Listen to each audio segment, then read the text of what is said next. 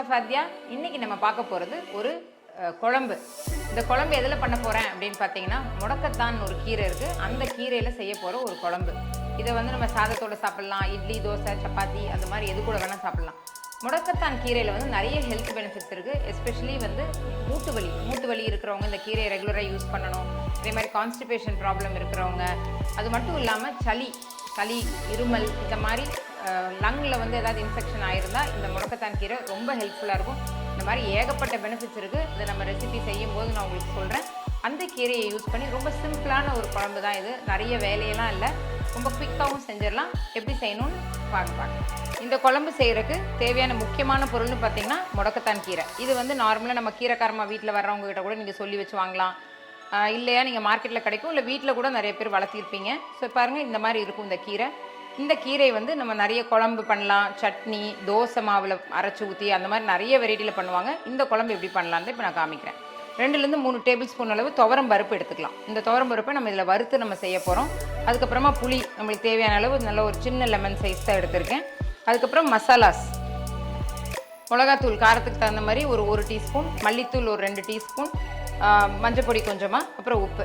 ரொம்ப சிம்பிளான இன்க்ரீடியன்ஸ் தான். இந்த கீரை மட்டும் இருந்தால் இதை நீங்கள் ஈஸியாக செஞ்சிடலாம். இது கூட தாளிக்கிறதுக்கு கொஞ்சம் எண்ணெய், கடுகு யூஸ் பண்ண போகிறேன். எப்படி பண்ணணும்னு பார்க்கலாம். இப்போ ஃபஸ்ட்டு இந்த கடாய் சூடானதும் 1 டேபிள் ஸ்பூன் அளவு எண்ணெய் ஊற்றிக்கலாம். சூடானதும் ஃபஸ்ட்டு இந்த துவரம் பருப்பை இதில் போட்டு நம்ம வறுத்துக்க போகிறோம். இது நல்லா கொஞ்சம் கலர் மாறணும். நல்லா வறுத்தோன்னு நல்ல ஒரு வாசமும் வரும். சாதாரணமாக இந்த மாதிரி குழம்பெல்லாம் செய்யும்போது நல்லெண்ணெயில் செஞ்சோன்னா உங்களுக்கு நல்ல ஒரு டேஸ்ட் இருக்கும். அதனால் நல்லெண்ணெயில் ஆட் பண்ணியிருக்கேன். இப்போ பாருங்கள், கொஞ்சம் லைட்டாக ப்ரௌன் ஷேட் ஆகுது இந்த துவரம் பருப்பு. இப்போ நம்ம இதை நல்லா கழுவி வச்சுருக்கிற இந்த முடக்கத்தான் கீரையை இதில் ஆட் பண்ணிடலாம். பாருங்கள், இந்த பருப்போட வாசத்தோடு இந்த கீரை வந்து கொஞ்சம் ஈஸியாக வணங்கிடும் உங்களுக்கு.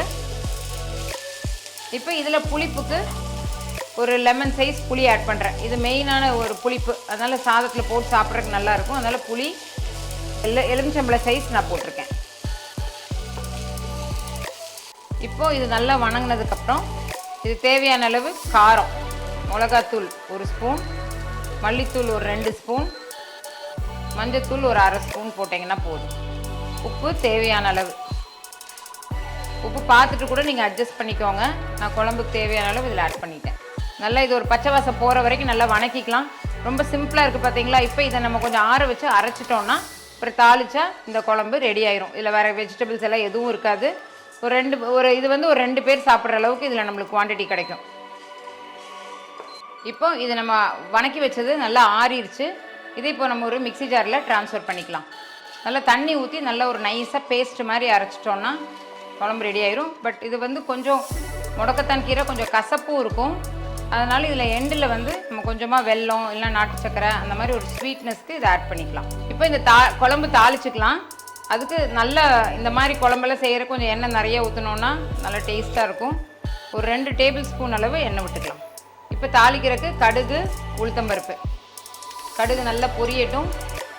பொரிஞ்சோன்னா பெருங்காயத்தூள் ஆட் பண்ணுவோம்.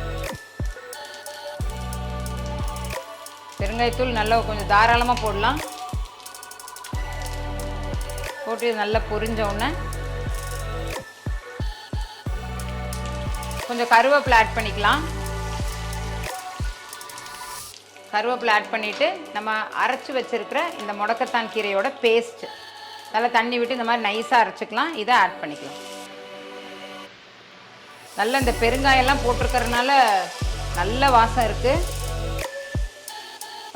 இந்த குழம்பு நல்லா கெட்டியானதும் இப்படியே சாப்பிட்லாம். இல்லை நான் வந்து கொஞ்சம் கசப்பெல்லாம் குறைக்கணுங்கிறதுனால கொஞ்சம் தேங்காய் இதில் ஆட் பண்ண போகிறேன். தேங்காவோ இல்லை தேங்காய் பாலோ இதில் ஆட் பண்ணிவிட்டு அதுக்கப்புறம் கொஞ்சம் வெல்லம் போட்டோன்னா இந்த கசப்பும் தெரியாது, டேஸ்ட்டும் நல்லாயிருக்கும். இப்போ பாருங்கள், நல்லா இந்த ஆயில் நல்லா பிரிஞ்சு வந்துருச்சு. இந்த ஸ்டேஜில் நீங்கள் தேங்காய் வேண்டான்னா இப்படியே கூட நீங்கள் ஆஃப் பண்ணிக்கலாம். நான் இப்போ ஒரே ஒரு ஸ்பூன் வந்து தேங்காய் அரைச்ச பேஸ்ட்டை நான் ஆட் பண்ணிக்கிறேன்.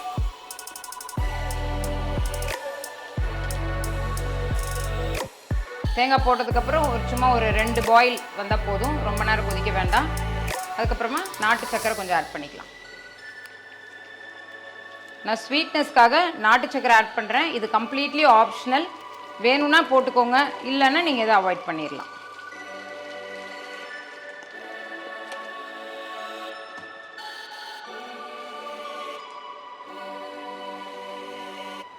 இப்போ பாருங்கள் நல்லா இந்த ஆயில் பிரிஞ்சு வந்துருச்சு.